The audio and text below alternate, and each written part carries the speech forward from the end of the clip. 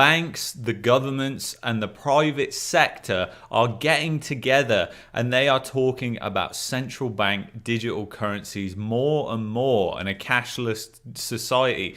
This is being discussed by the global elite like the World Economic Forum, the IMF, all these different institutions that we're led to believe are so great and are there for our benefit. So let's see exactly what Rishi Sunak, the ex-Goldman Sachs banker, is saying about central bank digital currencies in the G7. That includes the UK, Canada, the US. Let's see what he says. Today, I'm proud to say that under the UK's presidency, the group of the world's 7 most advanced economies, the G7, is launching a set of public policy principles for retail central bank digital currencies, CBDCs. Central bank digital currencies could be a digital version of money, a bit like a digital banknote that could be used alongside physical notes and coins. Unlike most of the digital money people use daily today, it would be issued directly by a central bank, like the Bank of England in the UK. And governments and central banks across the world are working together, looking into what having a digital currency might mean in practice. So what essentially this means in the future, if it was implemented, is the central bank and the government colluding together. So let's explain this in the context of what happened with the trucker protest, because I think that will explain it really, really good. So if we had a central bank digital currency during that time, the government could have just gone to all the people, got the transaction records off the central bank. That's if they're not already getting some type of surveillance feed from the central banks about all the transactions, which they probably would anyway, because as they've talked about at the IMF, as they've talked about at the World Economic Forum, this is exactly what they're trying to create, and they're trying to model this off China. China's a communist country, isn't it? But anyway, what essentially would have happened during that trucker protest is essentially it would have meant that the government wouldn't have had to use the Emergencies Act. They would have been able to freeze bank accounts because they wouldn't have needed the private sector to collaborate with them in order to do that. They would have just been able to do it with the central bank. They would have already had the feed of all your information. And this is what it really comes about. They want your information and they want your control. And the thing is, I don't think people realize how dangerous this can really be, because essentially you are heading down a path where the government can control the narrative on everything, because they have the ultimate control over what we spend. They know exactly what we spend money on, and they can control and manipulate that towards their advantage, even pursuing their interests in crony capitalism, collaborating with private industries and enterprises to basically create a worse world for you and also me. So the thing is, it's kind of crazy when you really think about it. So let's see what Canada is now saying about CBDCs. One of the biggest challenges would be figuring out how to take existing currency, loonies and bills, and convert it into a purely digital form. Cash use has decreased dramatically during the pandemic for health and practical reasons. More than 80% of central banks around the world are researching how to leverage this technology, including the Bank of Canada, which has been studying digital currencies for 7 years. But China is the only major economy that started real-life trials.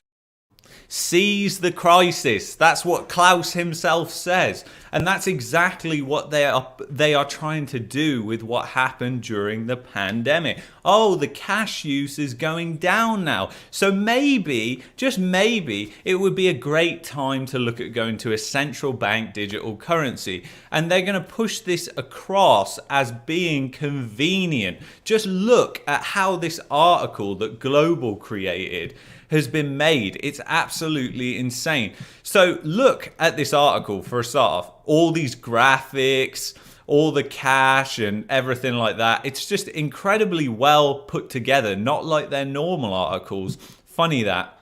But if we scroll down here, I highlighted this. A recent global payments report projects that by 2025, cash will make up only 3% of all point of sale transactions in Canada, one of the lowest cash payment rates in the world.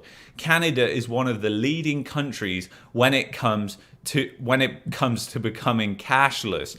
Now, that is kind of scary in a way, because that makes us again a prime candidate for the testing ground of these type of operations. And the thing is, a lot of people will say, well, it's just a conspiracy theory, Luke, you've got a tinfoil hat on. And it's not. It's actually happening. They are discussing this at things like the World Economic Forum, like I'm going to show you right now. You mentioned, Julia, that currency is about trust for centuries, and it's about technological innovations for centuries also. Remember of the banknotes. None of us was alive 2 or 3 centuries ago, but it was a tremendous technological progress for central bank currency at that time. And in order to have the best of trust, which comes more from central bankers and the public side, and technological innovation, which comes more from the private sector, there is a partner. It's all about trust and partnership between the government and the private sector. Funny that. Isn't that exactly what goes on at the World Economic Forum? The government and the private sector coming together, colluding to make plans for the future that you and me have not voted for. It's kind of absolutely insane that this is allowed to go on. And that lady who's nodding and smiling there, she's the chair or whatever of the IMF, or was the chair of the IMF. So it's kind of insane, the level of power that you're seeing at these type of events. So it's not tinfoil hat, it's actually happening. And, you know, it's kind of insane. The amount of power this would allow the government to have. They would be able to control what you spend money on. For example, let's say there is a crisis. Seize the crisis, remember that. So let's say there is a crisis. The government can come in and say, hey, we're going to introduce this central bank digital currency. Maybe we'll wait to get rid of the cash because we want to lead you down this garden path slowly, push you into it slowly, because that's what they like to do. And they come out and say, you're going to get stimulus checks, inflation stimulus checks. Or whatever it is, and you can only spend it on certain things. And that's exactly how they control it. That's exactly how it works in China. And that can also be, I mean, they've even talked about this at the World Economic Forum this year. And the, I forgot what it's called, like the International Leaders Summit that happened in Dubai. They were specifically talking about China and saying how great it was, and that if they put a central bank digital currency and a cashless society into effect, then they would need some sort of social credit modeling. So that essentially that becomes unlimited power then for the government to control everything. And essentially, even if you have the private sector, it is communism. It is essentially communism. I mean, China is a communist country. And even if you have the private sector, if the government is controlling the private sector, it's still practically communism. It's like a crony communism of sorts. Well, all communism is crony, let's face it. But this is actually what's being discussed, and people don't realize it. And I'm sure you, if you ask a lot of friends, family members, you'll probably hear people tell you, if you go, what do you think about a cashless society, getting rid of cash? They'll probably go, oh, it makes sense, everything like that, not realizing what would really happen. Oh, it makes sense. We're going to pay less. The transaction fees are going to be less. So there's going to be perceived benefits for us. And that's exactly what they are pushing in the mainstream media with these sort of arguments. You have to remember, people at the World Economic Forum, all these people, you can't discount them and say that they're dumb, because they're not dumb. They are experts at manipulating the public, manipulating the brain-dead people who can't think for themselves. They can only think through their phone. They can only think through the mainstream media.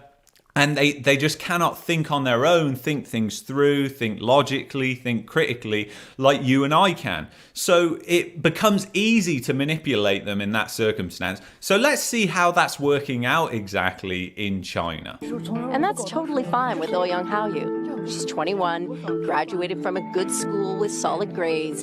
She's diligent. She's nice. No surprise, she's a 752. That's her rating with Sesame Credit, a private company working with the government on the algorithms for the social credit system.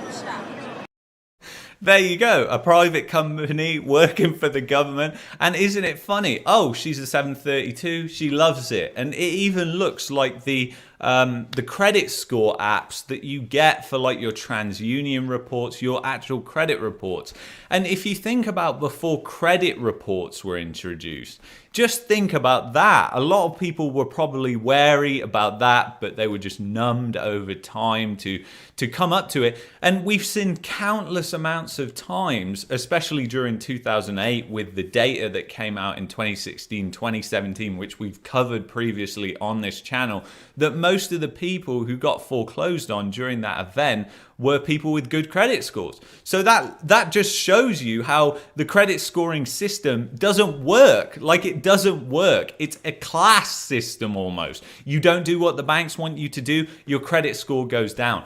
Believe it or not, if you have zero debt like I do, that can actually bring your credit score down. The bank actually wants you to be in debt because that's what they want. So they will actually put your credit score up if you're in debt and you're paying that money back versus not in debt and not paying any money back. And that is the kind of crazy thing about the credit scoring system. And it would be the same sort of with social credit. Oh, you don't want to take the medicine? Well, that means you can't go into a restaurant anymore. Or that means you can't do whatever we want you to do. Oh, you're protesting about something we don't like? Well, we're going to cut you off, freeze your bank account, or we're going to make it so that you can't make any transactions where you're protesting. So essentially it forces the protest to disperse.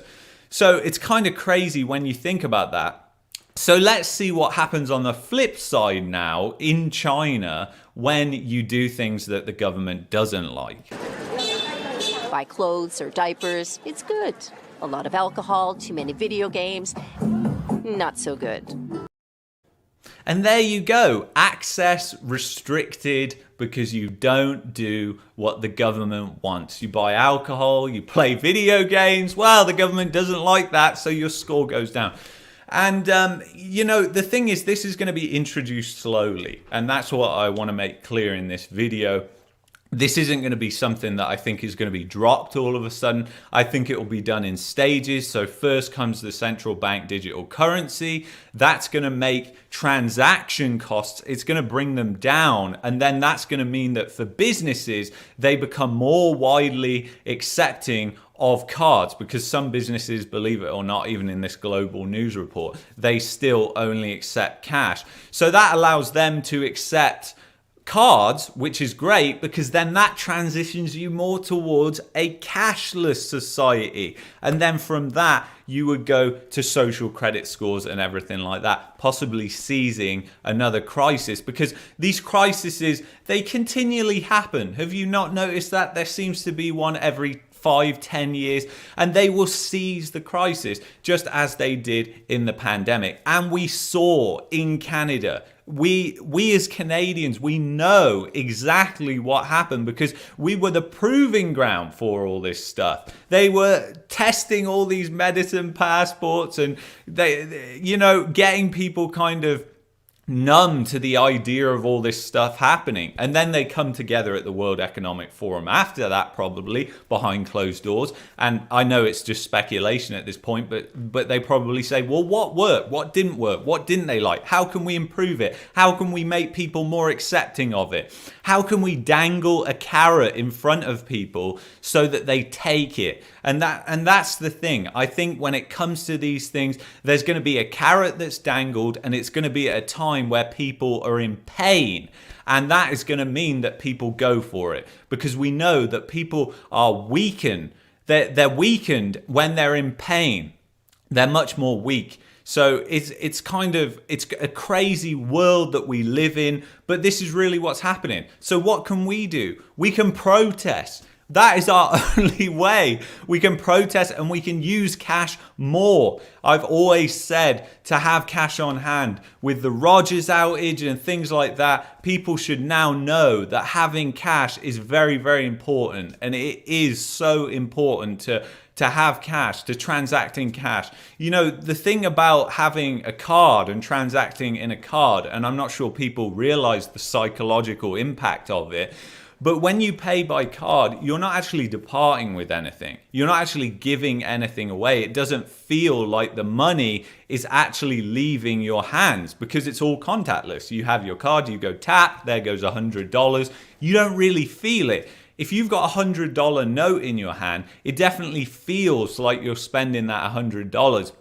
And that plays into the hands of exactly what they would want with a cashless society, people using cards more. And I'm not saying just don't use your cards or anything stupid like that. I'm just saying that maybe for small transactions, just use cash and things like that. It also helps keep the brain alive because you have to do math when it comes to your change and paying and everything like that, which is good. That is good for keeping your brain going there. And that's certainly what I do anyway, just in my opinion. So that's some things that we can do. So if you've enjoyed this video, you may like that video there. You may also like that video there. Thank you so much for watching. Have a brilliant weekend, and I think I'm going to be doing